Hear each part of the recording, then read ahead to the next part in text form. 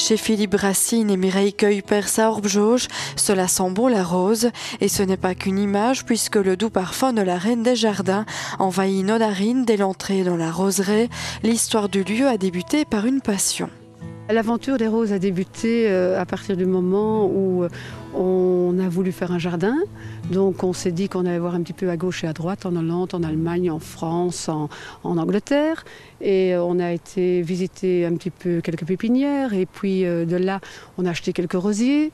Et puis mon mari a voulu me faire des bouquets. Et puis d'un rosier, c'est devenu 2, puis 3, puis 4, puis 5, puis 6, puis une centaine. Et aujourd'hui, ce sont près de 700 à 800 variétés de roses qui ornent les allées. On a fait vraiment une sélection pour avoir les rosiers les plus florifères, les moins maladifs et qui ont tous les critères qui donnent le plus de satisfaction possible.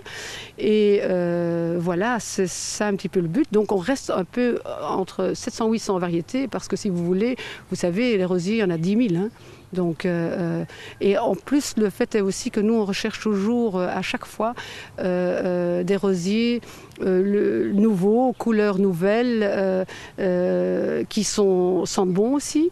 Et des couleurs, il y en a ici. Quand Philippe, le mari de Mireille, s'occupe de la taille et de l'entretien, Mireille associe l'un et l'autre rosier pour trouver la juste harmonie. Parce que les couleurs, vous savez, chacun a sa personnalité, chacun a des goûts différents.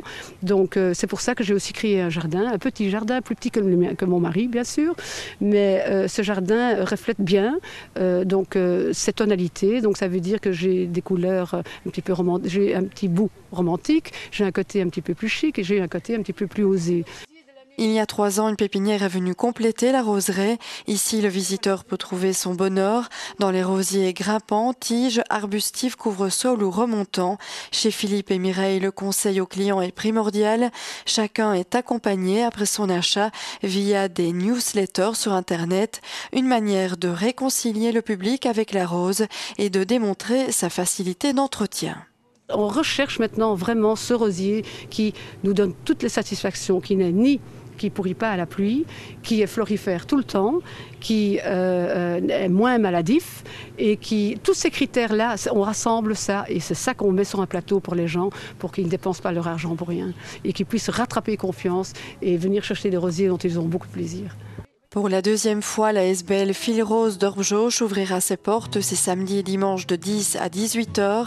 Une série d'exposants seront également présents avec pour thème la rose, une reine des jardins qui fait le bonheur de Mireille et Philippe depuis plus de 25 ans. Les rosiers, c'est de plus en plus magnifique. On a des tonalités extraordinaires. On a de plus en plus de rosiers avec des formes différentes, des feuilles différentes. Il y a moyen de faire des choses magnifiques dans les jardins avec les roses. Les roses, c'est quelque chose qui vous apporte beaucoup.